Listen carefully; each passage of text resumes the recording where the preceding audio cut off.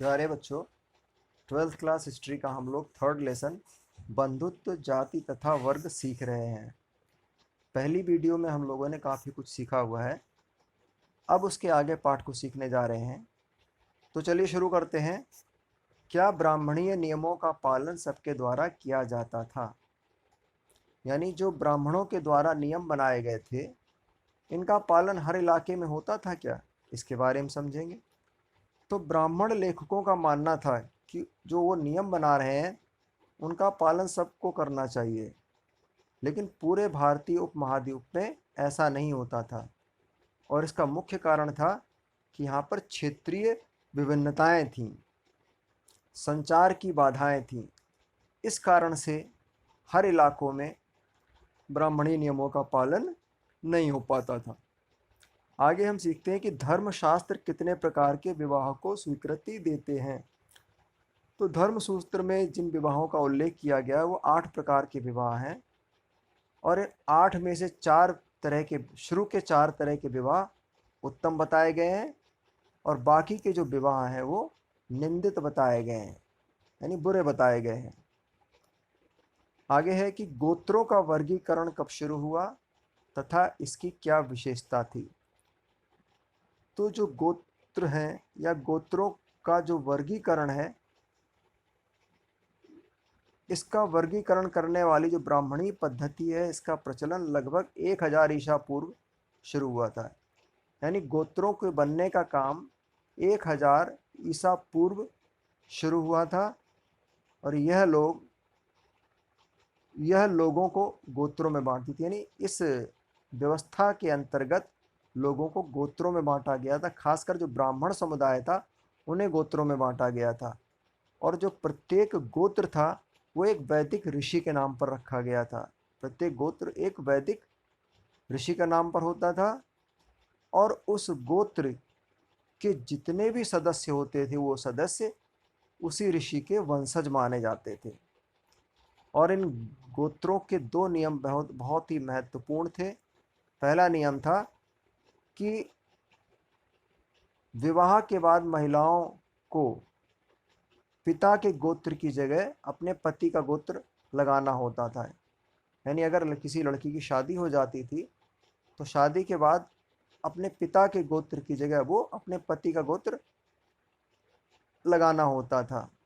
और दूसरा नियम ये था कि एक ही गोत्र के सदस्य आपस में विवाह संबंध नहीं बना सकते थे। एक ही गोत्र के सदस्यों का विवाह आपस में नहीं हो सकता था। तो ये दो महत्वपूर्ण नियम थे गोत्रों के। अब हम देखते हैं क्या गोत्र के नियमों का हमेशा पालन होता था। तो इस बात को जानने के लिए हम स्त्री और पुरुषों के नाम का विश्लेषण करते हैं जो गोत्रों के साथ लिखे गए थे।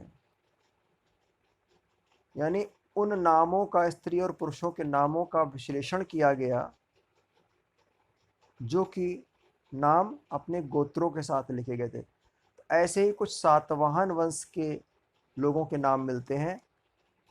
इन सातवाहन राजाओं ने भारतीय उपमहाद्वीप में पश्चिमी भारत और दक्कन का जो क्षेत्र है उसके कुछ भागों पर 2री शताब्दी ईसा पूर्व से 2री शताब्दी के बीच शासन किया था।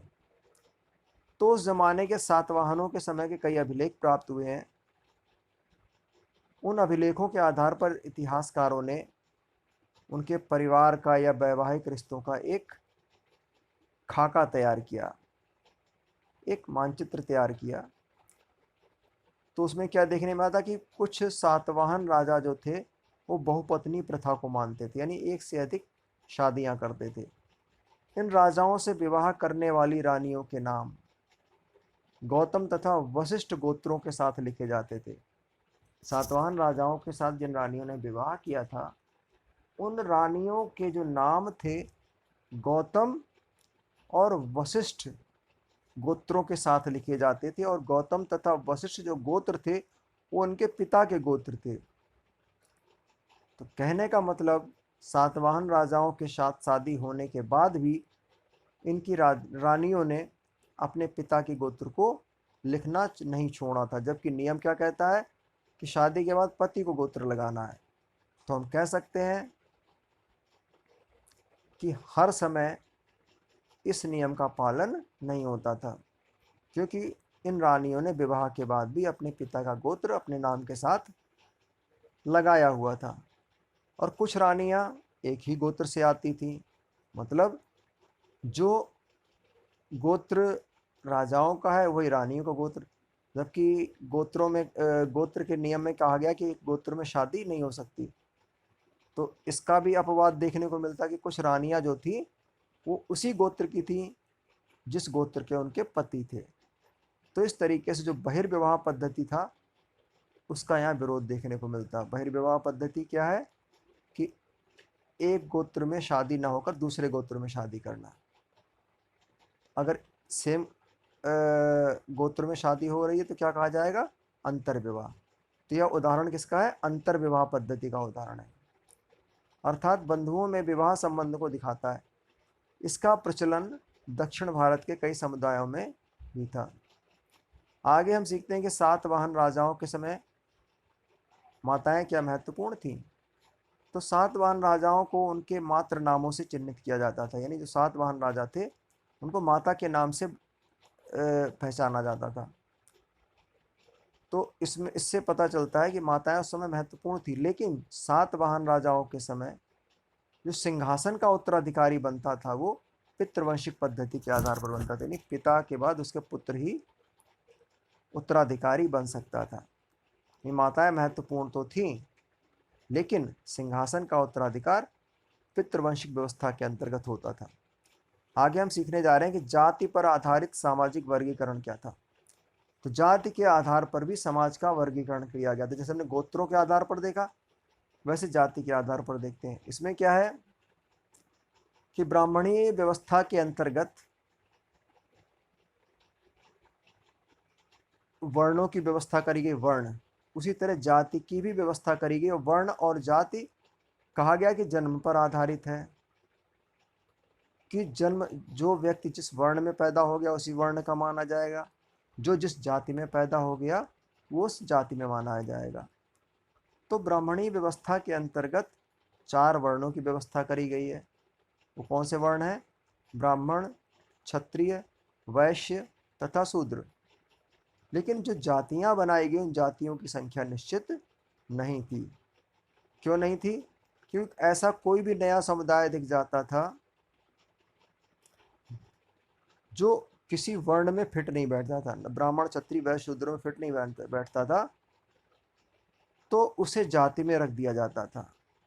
और जातिगत व्यवस्था जो है व्यवसाय के आधार पर करी गई थी। एक व्यवसाय से जुड़ी जातियों को श्रेणियों में संगठित किया, यानी कोई व्यक्ति एक ही तरह का काम कर रहा है तो उसे उस एक जाति का नाम दे दिया, इस जाति के सदस्य हैं। और जो वर्ण थे 4, ब्राह्मण, क्षत्रिय, वैश्य, शूद्र, इनके काम क्या थे? ब्राह्मण जो थे समाज को शिक्षा देने का काम था, क्षत्रिय का समाज की सुरक्षा करना, वैश्य व्यापार करना, शूद्र सेवा करना।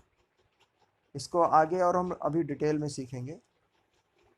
तो इस तरीके से हमने देखा वर्ण व्यवस्था और जाति व्यवस्था। तो धर्म सूत्रों में आदर्श वर्ण व्यवस्था का उल्लेख किया गया। जो धर्म सूत्र यानी नियम बनाए गए उनमें इस वर्ण व्यवस्था को बहुत आदर्श बताया गया है। और ब्राह्मणों का कहना था कि जो वर्ण व्यवस्था है ये मनुष्य की बनाई हुई व्यवस्था नहीं बल्कि दैवीय व्यवस्था, भगवान के द्वारा बनाई हुई व्यवस्था है। इसमें इस व्यवस्था में ब्राह्मणों को पहला दर्जा प्राप्त है, यानी ब्राह्मण पहली पायदान पर आता, सबसे ऊंचे दर्जे पर है।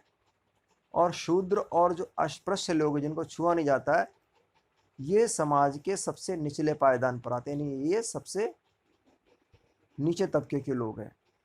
ऐसी व्यवस्था ब्राह्मणों ने बताई। अब ब्राह्मणीय ग्रंथों अब हम आगे सीख रहे हैं कि ब्राह्मणीय ग्रंथों के अनुसार वर्ण व्यवस्था तथा जीविका में क्या संबंध थे, ब्राह्मणों ने इसे लागू करने के क्या तरीके अपनाए। तो ब्राह्मण ग्रंथों के अनुसार जो वर्ण व्यवस्था थी उसमें व्यवस्था ये की गई थी कि ब्राह्मणों का जो काम है वो वेदों को पढ़ना, यानी वेदों का पठन पाठन करना है। इसके अलावा यज्ञ करना और करवाना, दान लेना और दान देना, ये ब्राह्मणों के काम बताए गए। क्षत्रियों के लिए बताया गया इस व्यवस्था के अंतर्गत कि क्षत्रियों का काम है युद्ध करना, लोगों को सुरक्षा प्रदान करना, न्याय करना, वेद पढ़ना, यज्ञ करवाना और दान देना, ये काम क्षत्रियों के हैं। वैश्य के लिए बताया गया वेद पढ़ना, यज्ञ करवाना, दान देना, कृषि करना, व्यापार करना, गौ पालन करना, यानी गायों का पालना, ये काम वैश्यों के लिए निर्धारित करे गए। और शूद्रों के लिए बताया गया कि ऊपर के जो तीनों वर्ण हैं इनकी सेवा करना, ये काम शूद्रों का निश्चित किया गया ब्राह्मणी ग्रंथों के अनुसार। तो ये वर्ण व्यवस्था के अंतर्गत लोगों के अलग अलग वर्णों के काम को बताया गया है। आगे है कि ब्राह्मणों ने इस व्यवस्था को लागू करने के लिए जो तरीके अपनाए थे, वो पहला तरीका था, इन्होंने इस बात को समाज में लोगों के दिमाग में बैठाने का प्रयास किया कि ये दैवी व्यवस्था है, वर्ण व्यवस्था मनुष्य की बनाई व्यवस्था नहीं बल्कि भगवान की बनाई व्यवस्था, जिससे लोग इस पर विश्वास करें। दूसरी बात, उस समय जो भी शासक होते थे उनके ऊपर दबाव डाला जाता था कि इस व्यवस्था को ठीक प्रकार से लागू करवाएं। तीसरी बात, लोगों को यह विश्वास दिलाया जाता था कि उनकी प्रतिष्ठा तभी बनेगी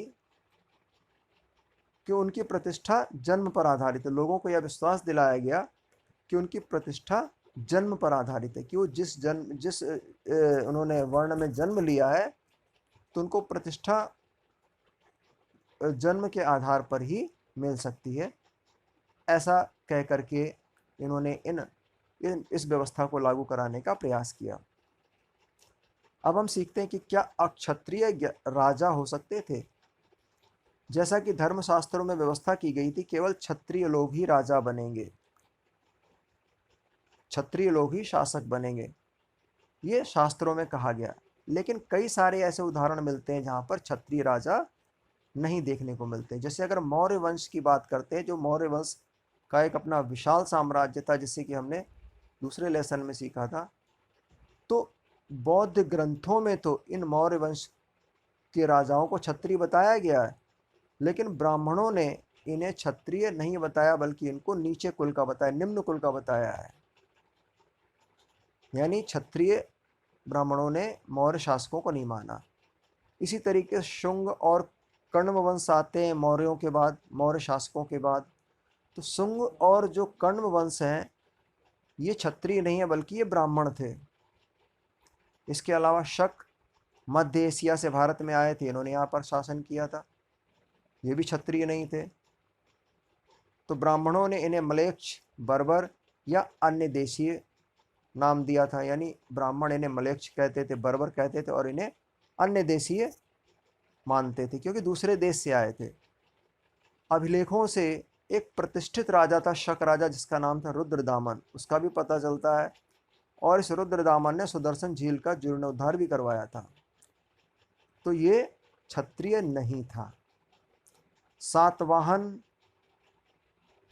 कुल का जो सबसे प्रसिद्ध शासक था, जिसका नाम था गौतमी पुत्र श्री सातकर्णी, इसने खुद को ब्राह्मण बताया और कहा कि हम क्षत्रियों के घमंड का नाश करने वाले हैं। यानी ये भी क्षत्रिय नहीं था।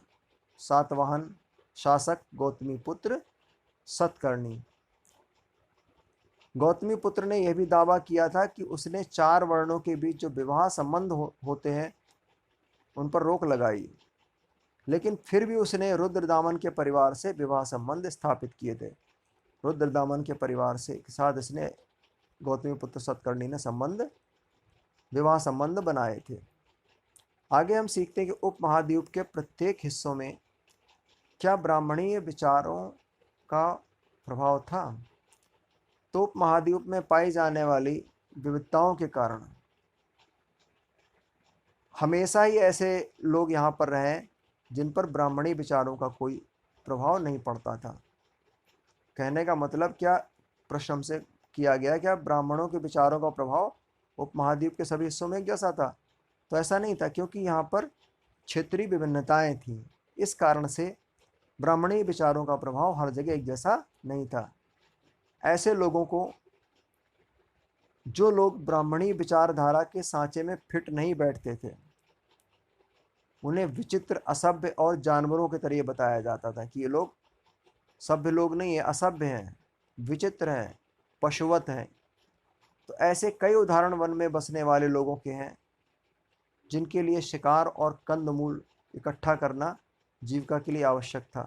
तो जंगलों में या कई ऐसे इलाकों में लोग मिल जाते थे जो ब्राह्मणी विचारधारा को नहीं मानते थे। जंगल में रह कर के कंदमूल इकट्ठा करना, शिकार करना ये काम करते थे, वो ब्राह्मणी नियमों को नहीं मानते थे। ऐसे ही यायावर पशुपालकों को भी शंका की दृष्टि से देखा जाता था। जो चरवाहे लोग थे या जानवरों को पालने वाले लोग थे, उन्हें भी अच्छा नहीं माना जाता, शंका की दृष्टि से देखा जाता था, क्योंकि ये लोग भी ब्राह्मणीय नियमों के सांचे के अंतर्गत नहीं ढल पाए थे। अर्थात ये लोग ब्राह्मणीय नियमों को नहीं मानते थे, उनकी व्यवस्था को नहीं मानते थे।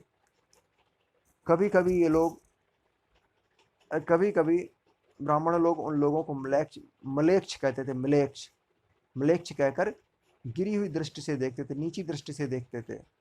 और जो लोग संस्कृत भाषा नहीं बोलते थे, उन्हें, जो असंस्कृत भाषी थे, उन्हें मलेच्छ कहकर बुलाया जाता था या हे दृष्टि से देखा जाता था। लेकिन इन लोगों के बीच भी विचारों का आदान प्रदान होता रहता था। मतलब इनके विचारों को नहीं मानते थे, ये लोग भी इनको नीची दृष्टि से देखते थे, लेकिन फिर भी इसके बावजूद भी एक दूसरे से मिलते जुलते रहते थे और विचारों का आदान प्रदान करते रहते थे।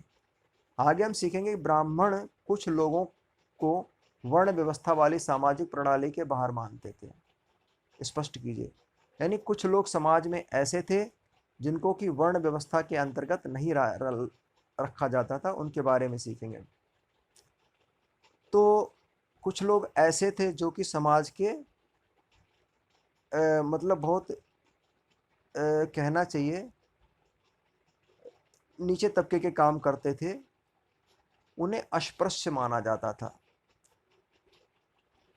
यानी ब्राह्मणों ने कुछ वर्गों को अस्पृश्य घोषित कर दिया, जिससे सामाजिक विषमता अधिक प्रखर हो गई। अस्पृश्य माने होता है जिसको छुआ ना जाए।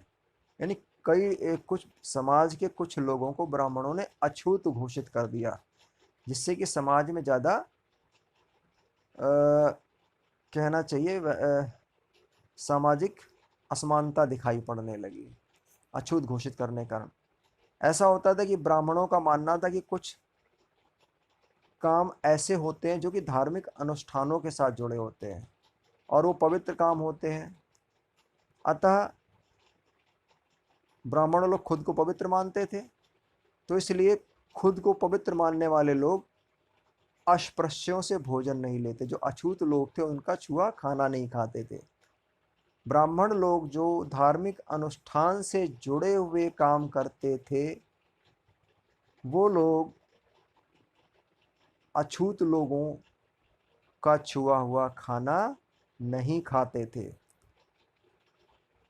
इसके अलावा कुछ काम समाज में ऐसे थे जिन कामों को करने वाला व्यक्ति दूषित माना जाता था, जैसे कि शवों की अंत्येष्टि करना, यानी मरे हुए लोगों का अंतिम संस्कार करना, मरे हुए पशुओं को उठाना।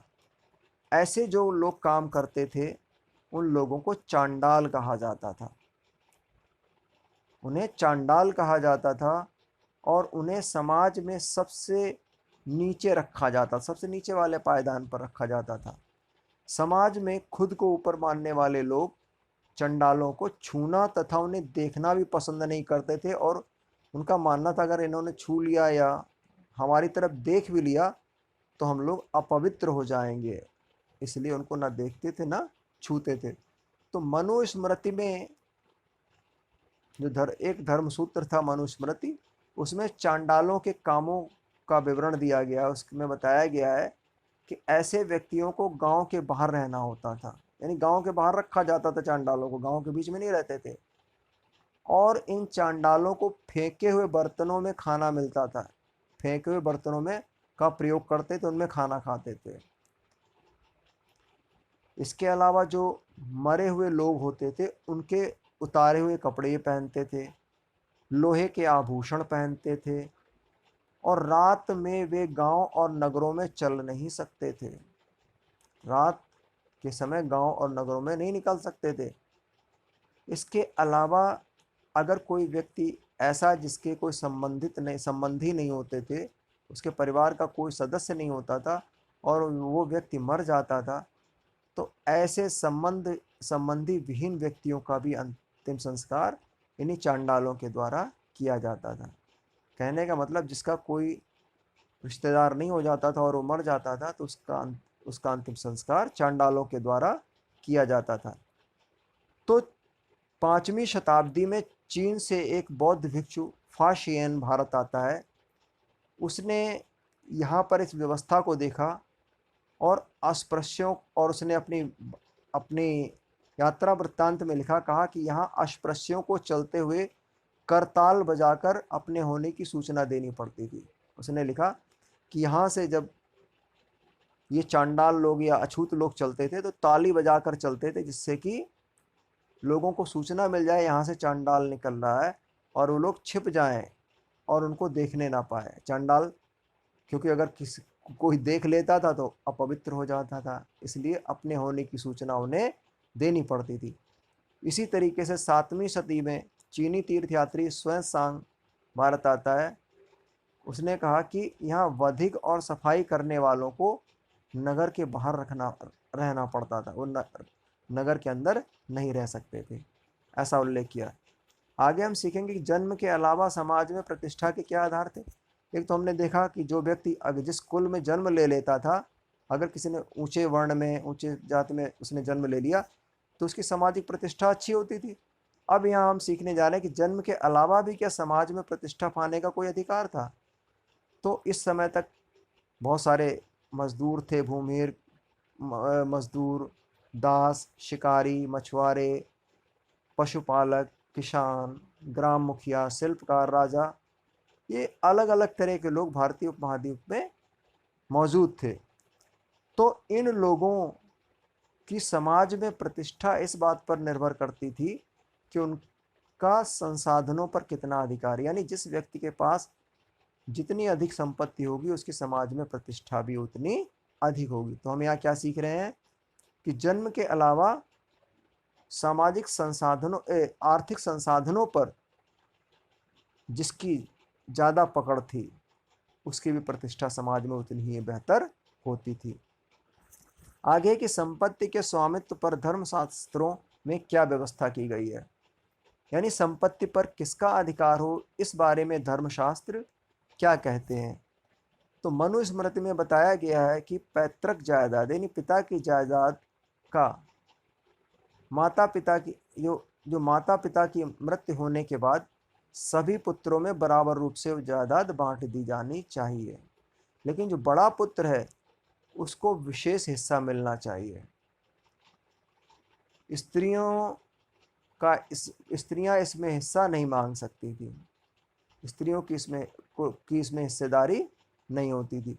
लेकिन विवाह के समय स्त्रियों को जो उपहार गिफ्ट वगैरह मिलते थे उन पर स्त्रियों का पूरा मालिकाना हक यानी स्वामित्व होता था और इसे स्त्री धन कहा जाता था। और इस स्त्री धन पर उनकी संतान का अधिकार हो जाता था, यानी संतानें उनकी विरासत में पा सकती थी।